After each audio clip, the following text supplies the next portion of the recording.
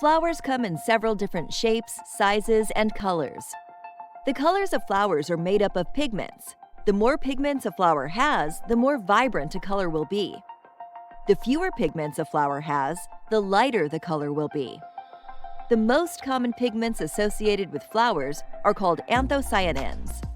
They range in colors from white to blue, red, purple, yellow, and even brown or black. There is another type of pigment in flowers called carotenoids. These pigments are typically orange, red, and yellow. Carotenoids also make up the color of autumn leaves. While most flowers will get their color from either anthocyanins or carotenoids, some flowers will get their colors from both. Light, temperature, and even pH levels in the soil can affect the color of flowers when they grow.